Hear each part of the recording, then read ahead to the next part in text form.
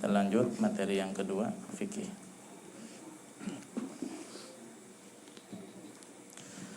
Bismillahirrahmanirrahim.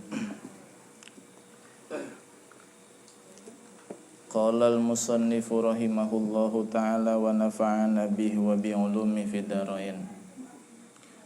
Ahkamus safari khamsatun. Hukum-hukum safar itu ada 5. Safar mananya apa? Bepergian ya. Hukum bepergian itu ada 5. Yang pertama wajib. Definisi wajib apa? Mayuthabu ala fi'lihi wa yu'aqabu ala tarkih. Jika dilaksanakan berpotensi mendapat pahala, jika ditinggalkan mendapat siksa, berpotensi mendapat siksa. Hukum safar yang pertama wajib. Perjalanan yang wajib, mau tidak mau harus dilaksanakan. Seperti safar li isqati fardil haji wal umroh, dengan tujuan menggugurkan kewajiban haji dan umroh. Ini bagi orang yang baru pertama ya haji, baru pertama umroh. Ini perjalanan wajib. Orang yang sudah mampu, punya bekal, baik untuk dibawa ongkos selama di sana sampai pulang lagi, dan ongkos atau biaya yang ditinggalkan di rumah ya untuk anak ataupun mereka yang wajib dinafkahi yang tidak dibawa pergi ke Baitullah. Dia wajib melaksanakan ibadah haji. Berarti harus mengadakan sebuah perjalanan safar, dan perjalanan itu hukumnya apa? Wajib. Contoh yang kedua, safar yang wajib adalah li talabil ilmil wajib. Safar dengan tujuan mencari ilmu yang wajib. Ada ilmu yang wajib dipelajari, ada ilmu yang sunnah dipelajari. Yang wajib dipelajari ada berapa? Ada 3 ya. Ilmu tauhid, ilmu fikih, ilmu tasawuf. Kalau kata guru saya, ada yang melesetin ilmu tak sanggup katanya. Bukan tasawuf tak sanggup. Kenapa? Bahasannya berat ya. Masalah zuhud, ikhlas, wara, wah itu berat semua itu. Ilmu tauhid. Kenapa cuma 3? Sebab rukun agama, pilar agama kan ada 3. Iman, Islam, ihsan. Iman dibahas dalam ilmu tauhid, Islam dibahas dalam ilmu fikih, ihsan dibahas dalam ilmu tasawuf. Maka ketiga ilmu itu wajib kita pelajari. Yang wajib dipelajari pun tidak semuanya. Misalnya nih tauhid, enggak semuanya wajib kita pelajari. Yang wajib kita pelajari hanya hal-hal inti saja. Seperti 50 akidah ya. Sudah kita bahaskan semuanya ya. Insya Allah pada ingat semua ya. Ingat udah pernah dikaji gitu maksudnya ya. Udah pernah ngaji, ingat kan 50 akidah. Terus masalah hal-hal goib, siksa kubur, nikmat kubur, neraka, surga. Ini wajib kita pelajari. Begitu pula halnya dengan ilmu fikih. Ini enggak semuanya bab-bab dalam ilmu fikih kita pelajari. Yang wajib kita pelajari itu yang kita butuhkan untuk ibadah sehari-hari, ibadah yang wajib. Kita wajib sholat, berarti kita wajib mencari ilmu sholat. Kita wajib puasa Ramadan, berarti nanti di akhir bulan Syaban atau sebelum Ramadan wajib belajar ilmu puasa. Dan begitu seterusnya. Nanti di akhir Ramadan kita mau zakat fitrah, ya wajib belajar ilmu tentang zakat fitrah. Kita punya harta perdagangan, berarti wajib belajar ilmu tentang zakat perdagangan. Dan begitu seterusnya. Nah ilmu tasawuf juga sama. Yang wajib kita pelajari ya dohir-dohirnya saja ya. Seperti penyakit hati, penawarnya apa, yang dapat membersihkan hati itu apa ya. Adapun masalah detail yang mendalam itu tidak wajib dipelajari. Itu sudah lebih daripada wajib, nanti bisa masuk kepada sunnah atau bisa masuk kepada mubah nanti. Mencari ilmu yang wajib. Kalau memang di tempat kita nggak ada ulama, nggak ada ustadz, sehingga kita harus melakukan perjalanan untuk mencari ilmu wajib, ya wajib berjalan. Seperti seseorang yang tinggal misal di tengah hutan atau di pelosok desa yang tidak ada ulama di sana, sedangkan dia sudah memeluk agama Islam. Dia wajib sholat, dia harus belajar ilmu sholat, sedangkan tidak ada ustadz, ulama, tokoh di kampung dia. Wajib dia musafir untuk belajar ilmu tersebut. Ya, sekarang kita nggak perlu musafir, cukup pindah dari rumah ke masjid, dari rumah ke majelis ilmu. Maka berjalan dari rumah ke sini hukumnya apa? Wajib. Karena memang kebetulan yang kita bahas di sini adalah ilmu yang wajib, tauhid dengan ilmu fikih. Ya. Termasuk di at-taqwa juga ilmu wajib sama itu ya. Ilmu apa? Tasawuf dengan ilmu fikih. Ya. Tasawufnya sebulan sekali, malam Senin terakhir. Kemudian yang kedua, hukum safar yang kedua adalah sunnah. Sunnah maknanya apa? Mayutsabu ala fi'lihi wa la yu'aqabu ala tarkih. Jika dilaksanakan berpotensi mendapat pahala, jika ditinggalkan tidak mendapat siksa, tidak berdosa.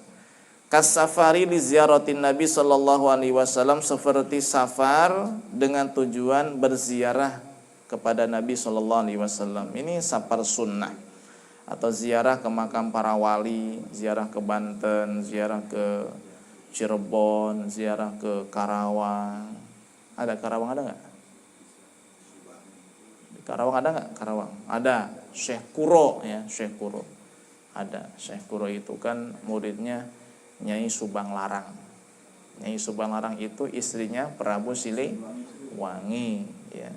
Dari Nyai Subang Larang lahirlah 3 orang anak yang istimewa, 2 laki-laki 1 perempuan ya.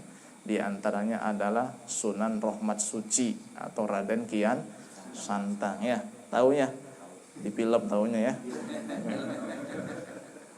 Sekali-kali ziarah ke sana, ke makam Godog Garut ya. Prabu Kian Santang. Yang itu kan asal usul Sultan Hasanuddin nanti ya. Dari kemudian ada salah satu putranya yang perempuan, namanya siapa? Rara Santang.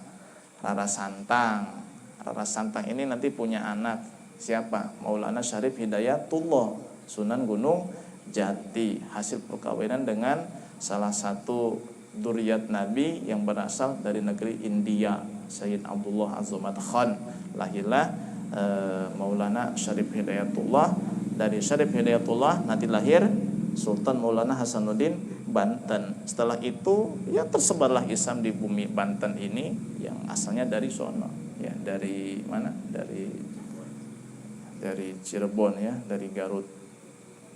Prabu Kian Santang. Ziarah ke Godog, makam Prabu Kian Santang, ini ziarah sunnah ya.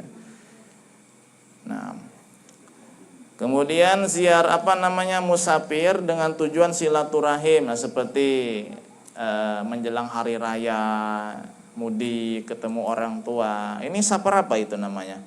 Safar sunnah, tujuan silaturahim ya. Karena silaturahim itu ya sebenarnya ini diperuntukkan jika orang yang kita kunjungi itu ada kaitan rahim dengan kita, ada kaitan darah, itu disebut silaturahim. Berkunjung ke rumah kakek, ke rumah nenek, ke rumah sepupu, kakak, adik, paman, bibi ya. Ini namanya silaturahim. Tapi kalau berkunjung ke rumah teman, berkunjung ke rumah misalnya sahabat, ke rumah kiai, itu bukan silaturahim sebenarnya. Itu namanya apa? Ziarah, berkunjung, meskipun sama-sama sunnah ya, tapi istilahnya berbeda. Cuman karena istilah silaturahim itu sudah menjadi istilah Indonesia, maka setiap kunjungan kemanapun ya kepada yang hidupnya silaturahim. Mau kemana? Mau ke Jayanti silaturahim sama Pak Haji. Padahal bukan silaturahim itu. Kita kan gak ada hubungan darah ini. Ya, tapi kalau ditarik-tarik mah ada sih dari Nabi Adam gitu kan. Ditarik-tarik mah ada. Nah, cuman kan hubungan darahnya dekat kan tidak ada. Maka secara istilah bahasa Arab silaturahim ya kurang tepat, tapi setelah menjadi bahasa kita maka tepat sekali. Sebab banyak sekali bahasa Arab yang sudah menjadi bahasa Indonesia. Seperti mungkin itu bahasa Arab. Mungkin kan dalam ilmu tauhid ada. Mungkinat, hal yang mungkin. Berarti yang mungkin itu apa? Boleh ada, boleh tidak ada. Namanya mungkin. Kalau bahasa kitanya apa? Bisa jadi, itu mungkin namanya. Seperti apalagi bahasa Arab yang sudah jadi bahasa Indonesia? Hah? Hadir misalnya. Ya, hadir kan nanti malam? Hadir. Hadir bahasa apa? Bahasa Arab, tapi sudah jadi bahasa Indonesia. Ya. Namanya Arab musta'robah, ya. Arab yang sudah menjadi bahasa yang lain. Safar yang ketiga hukumnya mubah. Kas safari litijaroh, seperti safar dengan tujuan berdagang. Ya. Dari Pandeglang bawa 1 kol diesel misalnya jengkol dijual ke pasar induk Jakarta. Kan safar tuh. Hukumnya apa? Mubah, karena tujuannya dagang. Dari Lampung ya bawa 1 kol diesel, kelapa, pisang. Ya, itu safar mubah. Dari Pulau Bacan safar ke Jakarta buat apa? Dagang batu Bacan. Safar mubah, tujuannya dagang. Safar sama ya kalau iya cari kerja, safar. Iya, safar. Cuman kan bukan safar lagi sekarang. udah mustautin, bukan mungkin udah mustautin jadi orang sini udah mustautin bisa mendirikan Jumat. Ya. Kemudian yang keempat makruh kasafari litijarati fi akfanil mauta, seperti safar dengan tujuan dagang kain kapan. Oh, ini dagang kain kapan makruh ini. Dagang kain kapan makruh. Iya, harus ada yang dagang. Cuman yang dagangnya makruh. Kan makruh mah enggak dosa kan? Enggak. Jadi dilaksanakan yang enggak apa-apa, ditinggalkan dapat pahala. Loh kenapa makruh dagang kain kapan? Sebab ngarepin ada yang nah itu kan. Benar enggak? Coba ya. Sama aja kayak gitu ya. Dagang batu nisan juga sama. Hah? Dokter mah enggak dokter mah. Bahkan ilmu kedokteran itu disejajarkan dengan ilmu fikih. Kata Imam Syafi'i ini, ala ilmu ilmani, ilmu itu 2 macam. Ilmu fikih lil abdan, untuk badan. Ilmu fikih lil adyan, untuk agama. Ilmu tib lil abdan, ilmu kedokteran untuk badan.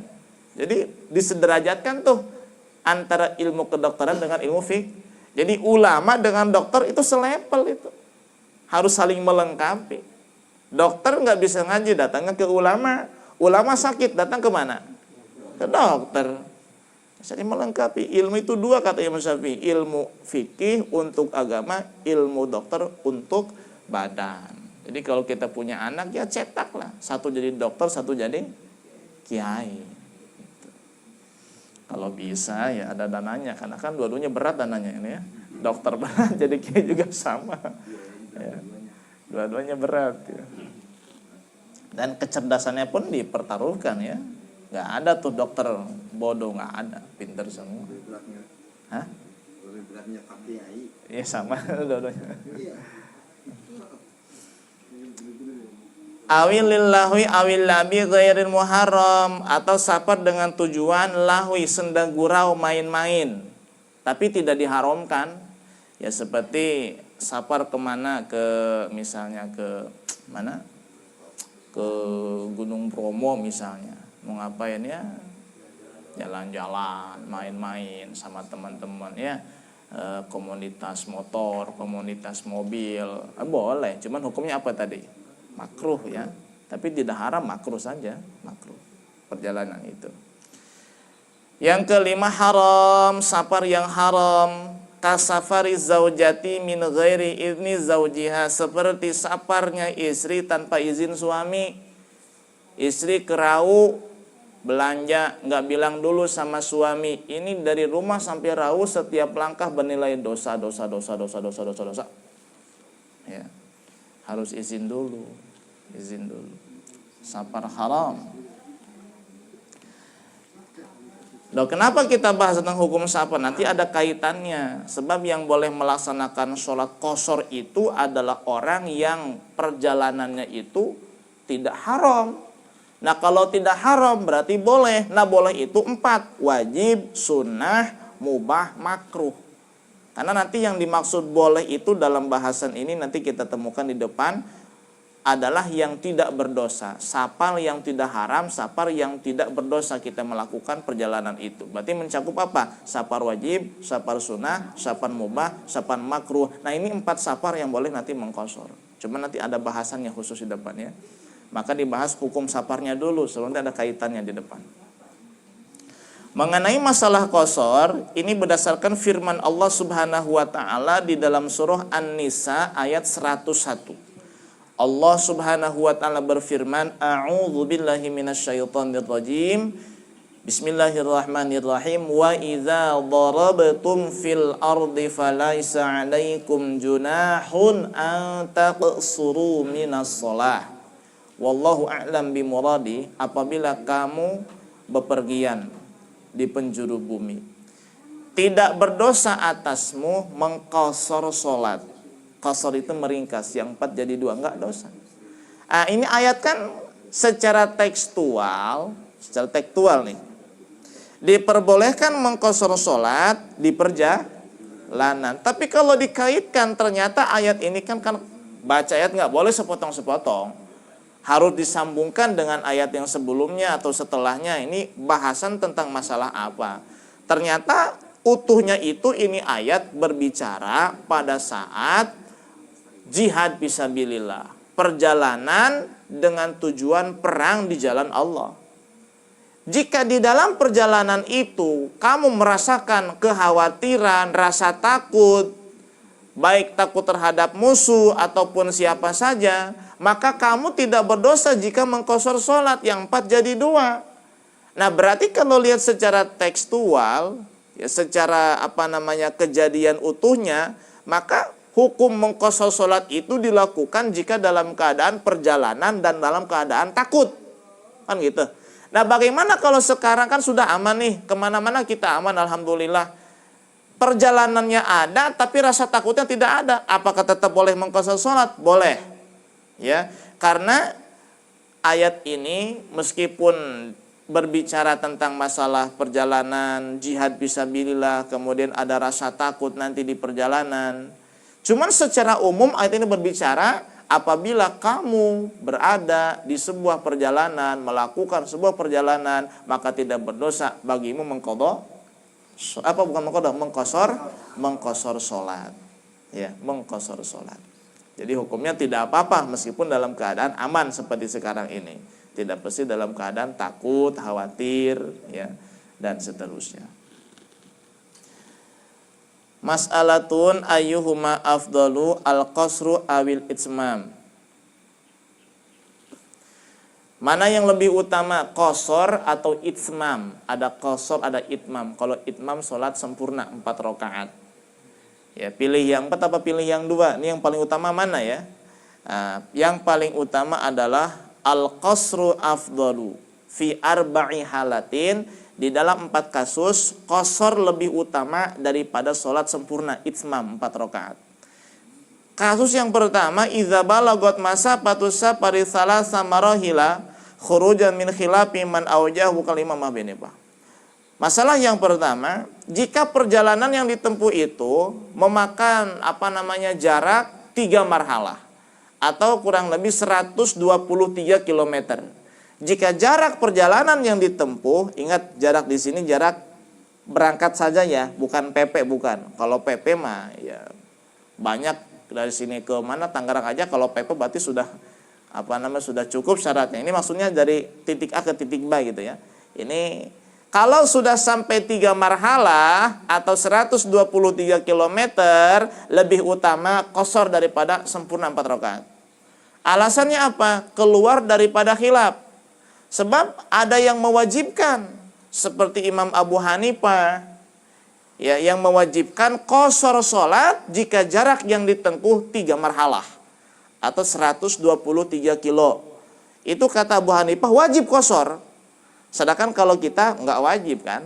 Ya boleh qashar, boleh sempurna 4 rakaat itmam. Cuman karena ada ulama yang mewajibkan. Nah kalau kita tetap tidak qashar 4 rakaat saja, ini kalau kata mereka kita berdosa berarti. Nah supaya kita tidak berdosa, maka kita keluar dari perbedaan pendapat. Yaitu apa? Qashar saja sudah. Itu lebih utama daripada yang 4. Karena yang 4 diperselisihkan, yang 2 disepakati. Ambil yang disepakati, itu mana keluar daripada perbedaan pendapat. Ambil yang disepakati, tinggalkan yang diperselisihkan. Meskipun yang diselisihkan itu dalam mazhab kita sah, tidak berdosa. Paham ya? Maka kalau jaraknya itu 3 marhala atau 123 kilo, lebih utama kita qashar daripada itsmam atau 4 rakaat. Lain lagi, jamak qashar lain lagi. Ini lagi bahasnya qashar, ya. Kalau jamak kan gabung. Ya, kalau qashar ringkas, yang 4 jadi 2. Ini bahasanya qashar dulu, nanti jamak ada bahasannya. Ya. Cuman kan sering digabung istilah jamak qashar ya, padahal itu 2 hal yang berbeda itu. Itu kayak apa namanya? Kayak singkong sama ubi ya. Sama beda? Beda lah singkong sama ubi. Ubi mah mantang, singkong mah dangder. Beda lah. Ya. Cuman sama-sama akar ya, akar pohon itu kan, sama-sama akar, cuman beda. Jadi kalau perjalanan jauh, kalau kita pakai mobil pribadi sama mobil umum, yang sebelum apa naik mobil umum harus qashar sih. Tapi kalau mobil pribadi kan waktunya banyak. Itu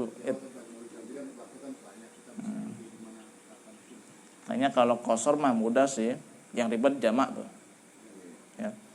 Kalau naik mobil pribadi ya kita kan bebas mau jamak mau qashar mau, tapi kalau naik mobil bus rombongan ya paling simpel ya jamak. Ya jamak. Kalau qashar ya 4 dengan 2 enggak jauh beda lah, menitnya juga ya. Ya kalau 4 mungkin 5, kalau 2 paling 2,5 menit ya enggak jauh beda. Yang jadi itu jamaknya tuh biasanya ya. Maksudnya kalau surat biasa kalau pas naik mobil kan waktunya punya surat biasa enggak bawa qashar gimana? Santai kalau naik mobil pribadi kan santai. Pribadi. Oh iya. Ya meskipun naik mobil pribadi kalau jaraknya 123 lebih utama qashar meringkas. Kenapa? Tadi alasannya keluar dari khilaf, perbedaan pendapat. Jadi kita ambil yang disepakati. Apa yang disepakati? Qashar. Imam Abu Hanifah mengatakan wajib qashar karena jaraknya 123 kilo. Kita mengatakan ya tetap boleh 2. Kan ada persamaan tuh, 2-nya tuh. Ya. Kata Abu Hanifah kalau 4 nggak boleh, haram. Ya, karena wajib qashar. Sebab jaraknya 123 kilo. Kalau kita 4 pun boleh. Berarti yang disepakati yang mana? Yang 2. Ya, kita mengatakan boleh, mereka mengatakan wajib. Tapi yang disepakati 2. Kalau yang 4 kan nggak disepakati. Kita mengatakan boleh 4 itsmam. Mereka mengatakan tidak boleh 4 haram, harus 2. Maka kita tinggalkan yang diperselisihkan, meskipun itu sah dalam mazhab kita ambil yang disepakati. Itu namanya keluar dari khilaf. Maka ada kaidah mengatakan al-khuruju minal khilafi mustahabun. Keluar dari perbedaan pendapat hukumnya sunnah. Gimana? Ya dalam hati aja. Kalau usulinya susah, usolli fardadz zuhri rakaataini qasron lillahi ta'ala. Ya. Di situ ada nggak sih ini niat-niatnya nanti? Kalau nggak ada nanti saya fotokopikan ada. Ya. Nggak ada sini yang nggak ada contoh niatnya ini. Nggak ada. Yang di pasolatan ada bukan pasolatan. Ya, di set aja lah nanti di pasolatan. Ya. Sebenarnya jangan ribet sih, seperti yang awal-awal kita bicarakan. Niat itu kan dalam hati ya. Maka cukup ketika takbir aja. Ketika takbir Allah dalam hati saya niat salat fardhu zuhur 2 rakaat qashar, cukup itu. Ya. Itu aja. Atau kalau jama misalnya, saya niat salat fardhu zuhur 2 rakaat qashar di jama kepada asar. Atau ribet misalnya, gini boleh, saya niat salat fardhu zuhur 2 rakaat qashar jama takdim. Cukup itu. Boleh modelnya. Dalam hati kan niat, Pak. Karena usoli kan ribet usoli memang ya. Usoli fardhu zuhri ini kalau qashar doang ya. Fardhu zuhri rakaataini qasran lillahi ta'ala. Qashar doang. Kalau jamat takhir nih, usolli fardhu zuhri rakaataini qasran majmu'an ilal asri. Ribet nggak tuh? Kan iman kalau nggak biasa. Ya. Lillahi ta'ala. Masalah yang kedua, qasar lebih utama daripada itmam. Idza wajada fi nafsihi karahiyatal qasri. Jika di dalam hati merasakan ketidakcocokan dengan hukum qasar. Misalnya kalau sholat qasar kayaknya nggak sholat, perasaan dalam hati nih kayak nggak lengkap, kayak nggak sempurna. Pengen sempurna aja 4. Nah, bagi orang itu justru malah sempurna 2. Lebih utama 2. Biar hatinya mantap bahwa qasar itu kemudahan dari Allah. Jangan ada keraguan lagi. Kalau pas kita berdua di masjid atau di Ada. Ada bab iya. Nah, nanti salah satu syarat qasar itu apa? Tidak boleh ikut jamaah dengan orang yang sholatnya lengkap. 4 nggak boleh. Meskipun hanya di akhir rakaat nggak boleh. Itu nanti ada bahasannya. Kemudian yang ketiga ya, jadi orang yang mendapatkan dalam dirinya ketidakcocokan dengan hukum qasar, ketidakenakan dengan hukum qasar, justru lebih utama dia melakukan qasar biar keraguannya hilang itu. Karena saya sendiri menemukan ketika diajak, "Yuk Pak qasar." Enggak lah 4 rakaat aja kayak kurang lengkap gitu sholat, kayak enggak seret, kayak kurang gitu sholatnya. Kayak sepotong ya. Justru berarti udah 2 aja. Udah 2 aja. Gitu. Kemudian yang ketiga, idza syakka fi dalili jawazil qasri. Apabila ragu tentang dalil diperbolehkan qasar. Mungkin dia seorang ulama ya, dia meneliti banyak hadis tentang hukum qasar, ternyata dia tidak menemukan hadis ataupun dalil yang kuat misalnya karena keterbatasan bacaan dia. Setelah dikasih tahu, "Pak, yuk kita sholat qasar." Saya masih meragukan tentang hukum qasar. Saya masih meragukan tentang dalil diperbolehkan qasar. Karena sampai sekarang saya baru menemukan dalil yang sahih misalnya kata dia tuh. Dikasih tahu sama saya. Dalilnya firman Allah, "Wa idza darabtum fil ardi falaisa 'alaikum junahun an taksuru minas shalah." Tuh dalilnya. Masa iya sih? Udah ikut aja yuk qasar. Lebih utama qasar bagi dia tuh. Kenapa? Dia meragukan tentang dalil diperbolehkan qasar. Udah qasar. Yang keempat, idza kana mimman yuqtada bihi bihadratin nas. Apabila ia adalah orang yang diikuti oleh banyak orang. Seperti ulama dengan santrinya, kiai, ustadz dengan jamaahnya nih di perjalanan nih. Tiba waktu asar.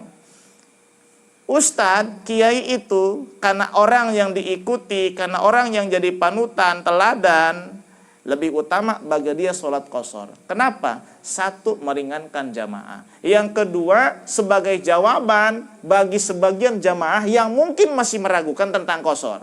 Ketika dia mempraktekkan, insya Allah nanti yang ragu, kiai saya sholat qasar, berarti ini boleh, berarti ini sah, berarti ini jelas. Nah itu. Kadang-kadang perihal ulama itu ya harus sesuai dengan ketentuan hukum yang ada sebagai jawaban bagi mereka yang masih meragukan tentang salah satu daripada hukum Allah Subhanahu wa taala. Nah, wa ghairi dzalika al ismamu afdal. Selain daripada yang 4 ini, lebih utama sholatnya 4 rakaat ketimbang 2. Selain yang 4 itu. Selain yang 4. Misalnya kita perjalanan cuman 100 kilo.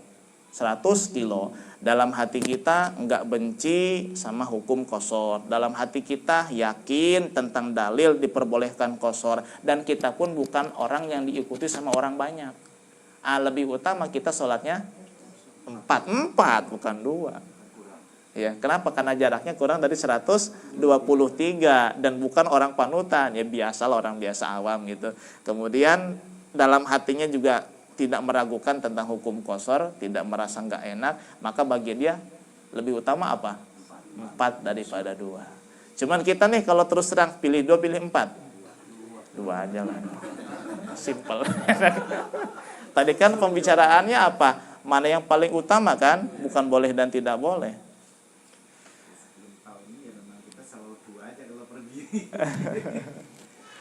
Walaupun belum tahu utamanya, ini memang kita tiap bepergian Dua aja. Ya, emang simpelnya dua, enaknya dua sih ya. Ya kan boleh, nggak apa-apa. Hanya mungkin kaitan dengan ya lebih utama atau tidak utama aja gitu. Utama juga ya. Iya. Syurutul qasri ahada asyara. Nanti kita akan sebutkan syarat-syarat qasar yang jumlahnya ada 11. Waduh, banyak amat ya. Udah, kita tutup sampai di sini saja. Insyaallah nanti lanjut Rabu yang akan datang. Silakan, ada yang mau bertanya?